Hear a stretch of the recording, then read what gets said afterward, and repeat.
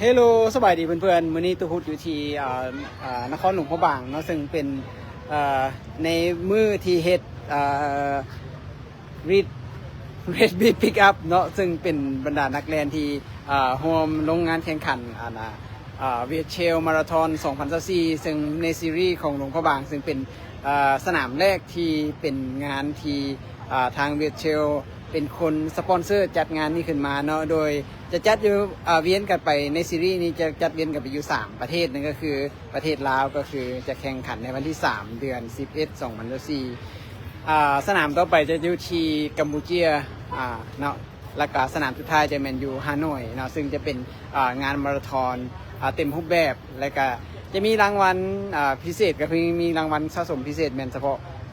นักแล่นที่เข้าร่วมครบทั้ง3ซีรีส์ถ้าหากว่าชนะทุกรายการและก็สะสมคะแนนในเรนจ์ที่ดีถือว่าจะได้เงินรางวัลหลายเติบเนาะสำหรับซีรีส์ของมื้อนี้สำหรับมื้อนี้เดี๋ยวตุ๊กพุทธิภาพไปเบิ่งบรรยากาศของการฮับบีฟอยู่ในงานเนาะเดี๋ยวพาไปเบิ่งนำกันเลย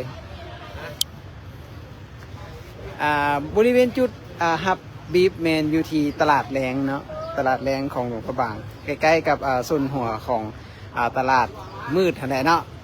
ไม่มีการจัดพิธีไว้ให้เรียบร้อยแล้วเนาะโอเคอยู่นี่จะมีจุดถ่ายรูปเนาะ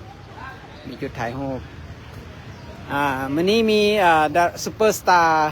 ของประเทศลาวเนาะ Six World Major Finisher ของเราปีรันก็มาเด้อเพิ่นสิมาลงระยะฟันรันเพิ่นว่า5 กิโลไปแห้ง4 กิโลนี่4 กิโลคุณหน้าคุณตาดีนะสำหรับผู้ที่ว่าเข้าห่วมวันนี้นะโอเค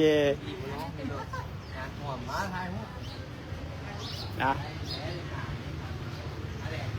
เดี๋ยวสิพาไปเบิ่งก่อนการฮับบีฟมันจะแบ่งเป็น2ฝั่งเนาะฝั่งนี้จะเป็นฮับบีฟของฮับมาราธอนกับปูนมาราธอนแป๊บเดียว ตอนนี้ก็คนกลางหุ่มอยู่ในเมนฮับบีฟของระยะฮาล์ฟมาราธอนบ่แม่น10 กิโลฮาล์ฟมาราธอนจะอยู่2นี่ฮะฮ้อนในหนึ่งฮ้อนสุดๆเลยอันนี้บ่มีอันกลางแดดเลยแม่นฟูลมาราธอนซึ่งตู้ได้เอาบีฟมาแล้วเรียบร้อย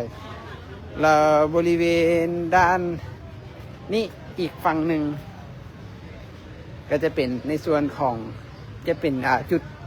อาจจะเป็นจุดที่เพิ่นจะจัดพิธีมอบรางวัลผู้ชนะเลิศในมื้ออื่นเนาะอยู่ข้างเวทีจะมีการจัดไว้เรียบร้อยเนาะทางด้านหลังอีกฝั่งนี่จะเป็นในส่วนของเทคนิคต่างๆแล้วก็มีจุด Red Pick Up ของFamily Run เนาะจะอยู่บนนี้แล้วก็อยู่ในส่วนของ10 กิโลเมตรนะ10 กิโลเมตรจะอยู่ในนี้กำลัง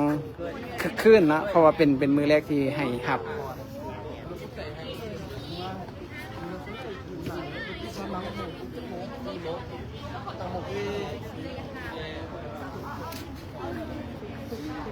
ตอนนี้เขาอยู่กับทางorganizer ผู้จัดงานเนาะขอสอบถามนะฟิลิปเนาะ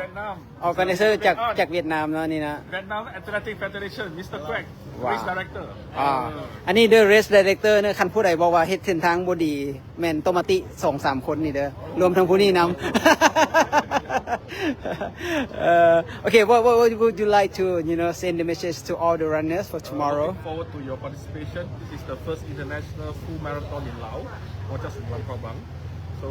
we have been represented by all the people here, including Asian Athletic. All the officials are here now. Okay do you have any words for that Firstly, I would say that try your best, but listen to your body. Yeah, try the best, but listen to your body. And good luck tomorrow. ขอบใจหลายๆเนาะซึ่งนั่นจะเป็นทาง Race Director ของงานในมื้อนี้เนาะซึ่งว่าทางผู้จัดเพิ่นได้เฮ็ดเส้นทางอีหยังให้เฮาไว้เรียบร้อยแล้วเนาะซึ่งเส้นทางจะบ่ได้เป็นเส้นทางยาวแบบที่เฮาเคยรู้จักกันตู้พุทธสำรวจเส้นทางมันน่าจะเป็นแล่นเป็นลูปเนาะระยะฟูลมาราธอนจะแล่นระยะ10 กิโล4 ลูปเนาะ4 ลูปแล้วก็แล่นมาเข้าเส้นชัยฮาล์ฟมาราธอนก็จะแล่น2 ลูปเนาะ2 รอบแล้วก็มาเข้าเส้นชัย ส่วนระยะ10 กิโลก็เรียนแต่รอบเดียวแล้วมาเข้าเส้นชัยแล้วก็ระยะฟันรันก็จะมีเส้นทางที่ออกไปแต่คิมของแล้วก็เลี้ยวเข้ามาแล้วก็มาเข้าเส้นชัยอยู่บริเวณทางด้านหน้าของพระราชวังเก่านั่นเองนะ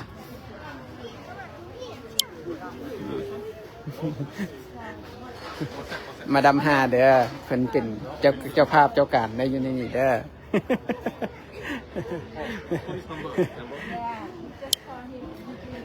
โดยรวมแล้วก็ยังคึกคักอยู่เนาะ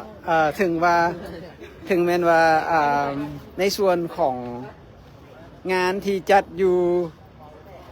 หลวงพระบาง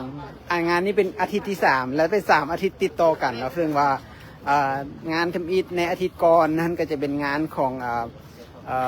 หลวงพระบางเทรลหลวงพระบางอัลตร้าเทรลเนาะซึ่งจัดไปแล้วเนาะในระยะ100 กิโลกว่านะเนาะหากระจบมาแล้วก็อาทิตย์ต่อมาก็แมน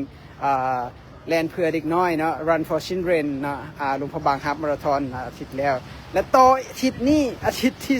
3ก็คือเวทเชลInternational Marathon นั่นเองนะและอาทิตย์หน้าอยู่นครหลวงก็จะมีเวียงจันทร์ Classic Run และอาทิตย์ต่อไปหลังจากนั้นก็จะเป็น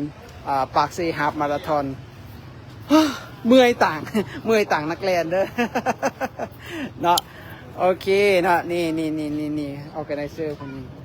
เอาลูกสาวบ่มาบ่มื้อนี้ ลูกสาวบ่มาเฮลโลนี่ขายแฮงเพิ่นว่าสหายหมอนก็บอกว่าสิมาเอาแซมเนาะในงานนี้ระยะเท่าไหร่นะฮาฟมาราธอนเด้อ420สร้างดิเอาเท่าไหร่ก็เอา50พอ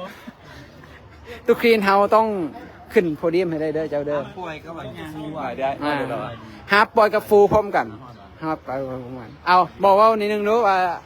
อยากเชิญชวนหมู่เพื่อนมาเล่นงานนี่จังได๋งานนี้แบบงานใหญ่ระดับประเทศลาวมาเลยอยากเชิญชวนทุกคนมาแลนได้สุขภาพที่ดีกับเมืองแล้วก็ได้เห็นวิวประเทศเมืองหลวงพระบางเมืองมรดกโลกเนาะซีฮอบได้เห็นหมดจื้อหมดทุกหอบจื้อหมดทุกอันนะมีขุมอยู่วันไหนไม่จื้อเม็ดเลยนะมองใจที่มาไล่ลุมเลย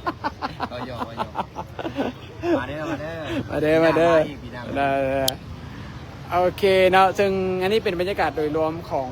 การฮับบีฟซึ่งการหลายๆคนก็เริ่มมาฮับบีฟตั้งแต่เช้าแล้วแหละการเปิดฮับบีฟจะเป็นจนฮอดประมาณ7 โมงแรงถ้าหากผู้ใดมาบ่ทันให้พยายามติดตามรายการสำหรับวันนี้เดี๋ยวทุกคนขอลาไปก่อนเราจะพบกันมื้ออื่นแล้วผมจะมารายงานว่างานแลนเป็นยังไงเองต่างเดียวเจอกันบาย